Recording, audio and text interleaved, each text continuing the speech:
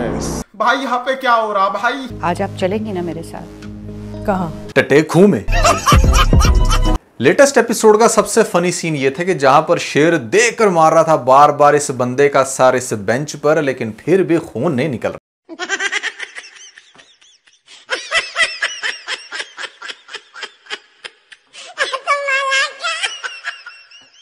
अरे यहाँ क्या हो रहा भाई। और एक और बात की समझ नहीं आती कि 1 साल बाद शेर की सिर्फ 1 इंच दाढ़ी बढ़ी है। मतलब या तो आप दिखाते हैं कि हाँ कोई भी उसकी केयर नहीं कर रहा तो दाढ़ी बहुत बड़ी हो गई है, या फिर अगर वो इतना वेल नाउन बंदा है यहाँ पर उसकी स्पेशल ट्रीटमेंट चलने लग रही है तो वो बंदा जो आकर ट्रिम कर रहा है इसकी दाढ़ी वो क्यों नहीं एग्जैक्टली वैसी बना रहा जैसी शेर की थी। या आई टोटली अंडरस्टैंड कि आपने उसकी रफ लुक दिखानी है, बट उसकी फिर प्रॉपर रफ लुक दिखाओ ना कि 1 साल में उसकी कंडीशन कहां तक वर्स हो सकती थी। जिसमें ग्रूमिंग जो होती है वो आपकी सरे फेरिस्त होती है, या तो आपकी कोई ग्रूमिंग कर रहा होता है या नहीं कर रहा होता। So it's a big directional mistake. So शेर की अगली एपिसोड आपको हैरान कर देगी, क्योंकि 2 ऐसे इंटरेस्टिंग काम होंगे जिसकी वजह से ड्रामा मजीद इंटरेस्टिंग हो जाएगा। अब तक ये ड्रामा हमें इंप्रेस करता चला आ रहा है और आपने देखा कि भैया जब अच्छा कंटेंट हो तो भले इसके पिछले 3-4 ड्रामे फ्लॉप हुए हैं, बट आपने देखा कि यहाँ पर चूंकि अच्छा काम है, इंटरेस्टिंग है, स्पेशली हमारे शेर कैरेक्टर की यानी कि दानिश की एक्टिंग बहुत अच्छी है, थोड़ी सी डिफरेंट है, हट के काम कर रहा है इसके अंदर।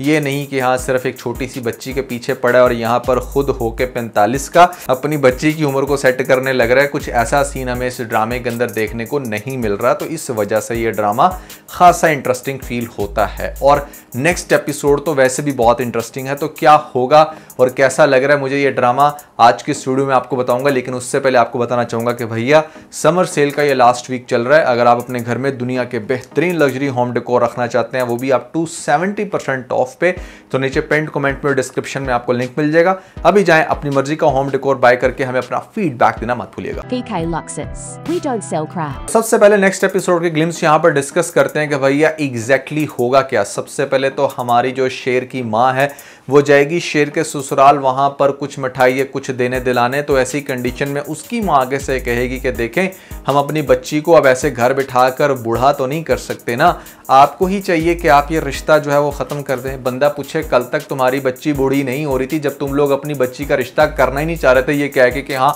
हम तो सैयदान हैं और ऐसे में सैयद बाहर शादी नहीं करते, तो तुम्हारी बच्ची क्या 1 साल के अंदर बूढ़ी होगी? वो तो बूढ़ी पहले से ही दिखती है, इस वजह से मैंने उसको इतना ज़्यादा रोस्ट किया। तो ये बात थोड़ी सी समझ में नहीं आती। इनको तो बल्कि शुक्र करना चाहिए था कि इतने बड़े अमीर ख़ानदान में हमारा रिश्ता जुड़ गया। ठीक है जात पात सब कुछ एक साइड पे रख के, लेकिन लोग तो अच्छे थे ना। अब ऐसी कंडीशन में तुम लोग इनका साथ दो। खैर यहाँ पर उन लोगों ने अपना आप दिखा दिया और शेर की माँ बिल्कुल जो है ना वो समझ चुकी है कि मेरा बेटा अब किसी खाते में नहीं, जहाँ पर रिश्ता हुआ वो भी खत्म। अब देखो शेर की ये जो कंडीशन थी ना जहाँ पर वो बेचारा बहुत तरस रहा है अपनी माँ से मिलने के लिए, मैं समझ नहीं पा रहा इस बात को कि मतलब एक तरफ से आप दिखा रहे हो कि हाँ उसको स्पेशल ट्रीटमेंट दिया जा रहा है, इसी वजह से जो यहाँ के डॉक्टर्स हैं वो उसको ज़्यादा प्रायोरिटी दे रहे हैं। अगर ज़्यादा प्रायोरिटी दे रहे हैं तो ऐसे में क्यों फिर उसकी माँ नहीं मिलने आ सकती? और सबसे बड़ा क्वेश्चन मेरा अगेन वही है कि चलो शुरू में तो समझ में आता था कि यहाँ पर हाँ वो जिस हॉस्पिटल में था वहाँ पर अच्छा ट्रीटमेंट नहीं चल रहा था, उसको कुछ ऐसे इंजेक्शंस लगाए जा रहे थे जिसके चलते उसकी कंडीशन वर्स हो रही थी।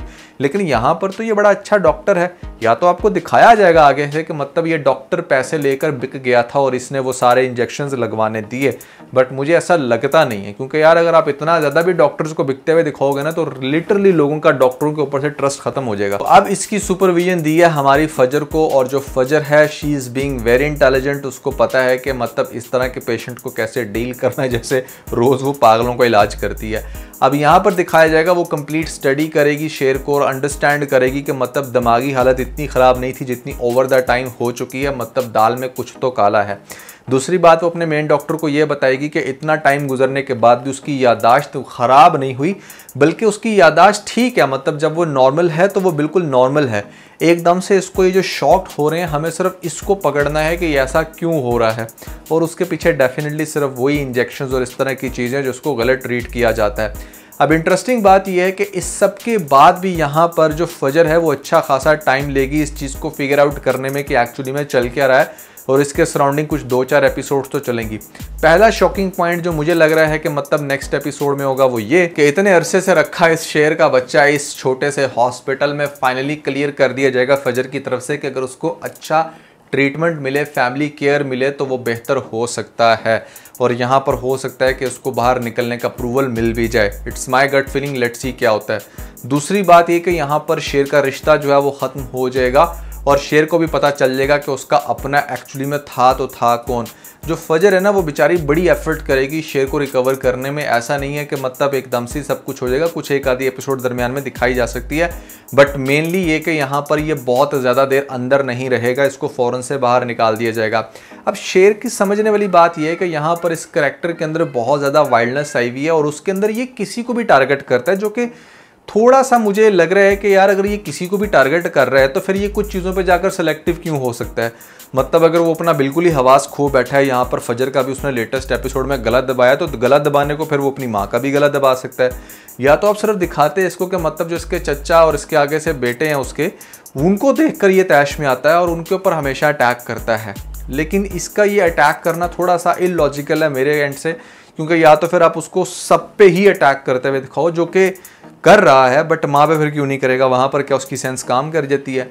खैर आपको दिखाया जाएगा कि यहाँ पर शेर जब बाहर आएगा तो सबसे पहले आकर ये देखेगा कि उसकी जो बहनें जो कभी उसके खिलाफ होती थी अब सब उसके साथ हैं, क्योंकि शेर की एक बहन जो यहाँ पर अपने हस्बैंड को देख रही है कि ऐसे में वो घर की नौकरानी पे शुरू हुआ है, फाइनली अपने भाई को बताएगी कि उसके लिए वो कितनी इंपॉर्टेंस रखता है।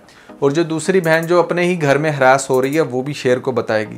फिर उसके अलावा आपको दिखाया जाएगा कि ये जो फजर है, फजर को भी डेफिनेटली इनिशियली टास्क मिलेगा उसके बाप की तरफ से कि शेर को मार देना, बट वो ऐसा नहीं करेगी।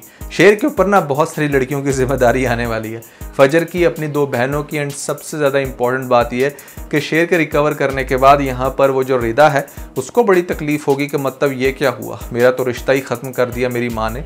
तो वो भी दोबारा मुंह मारने की कोशिश करेगी, जो आपके लिए बहुत ही ज़्यादा इंटरेस्टिंग होने वाला है। उसको एहसास होगा कि यहाँ पर मैंने उस मोमेंट पर इस शेर को छोड़ दिया जब इसको मेरी सबसे ज़्यादा ज़रूरत थी। क्या हुआ भैया अगर मेरा गला एक दो दफ़ा दबा दिया, गला तो यहाँ पर हमारी फजर का भी दबाया गया, लेकिन उसने बड़े आराम से बर्दाश्त ना सिर्फ किया बल्कि अब उसको डेली बेसिस पर ट्रीट भी कर रही है। अब ये सब कुछ देखकर यहाँ पर डेफिनेटली जो इसके चच्चा और उसके आगे से बेटे उनको बड़ी तकलीफ होगी।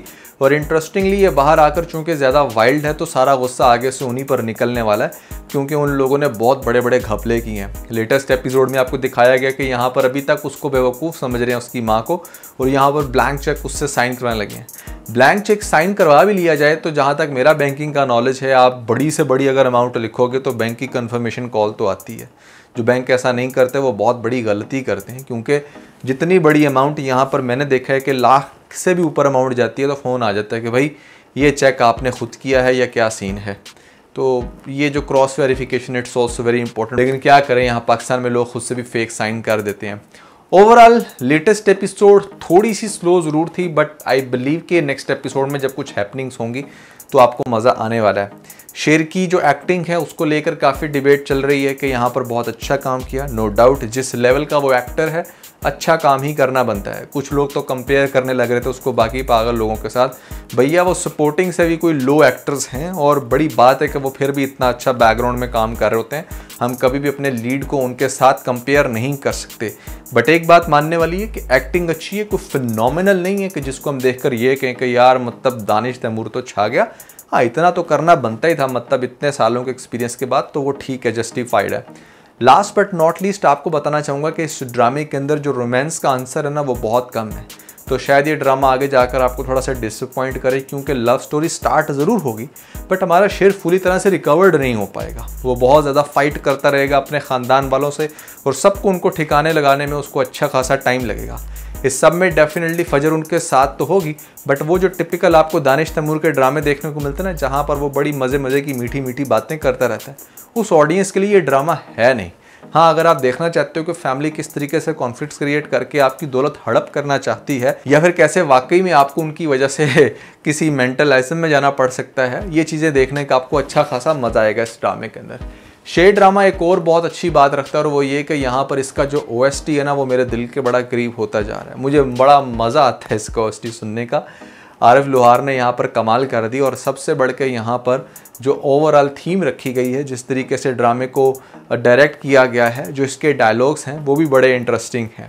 अब यहाँ पर देखना ये है कि क्या ये जो हमारा ड्रामा लॉन्च होने वाला है जिसका नाम है मैं मेंटो नहीं हूँ, क्या उसके कंपैरिजन में ये किस हद तक अपनी रैंकिंग बनाता है।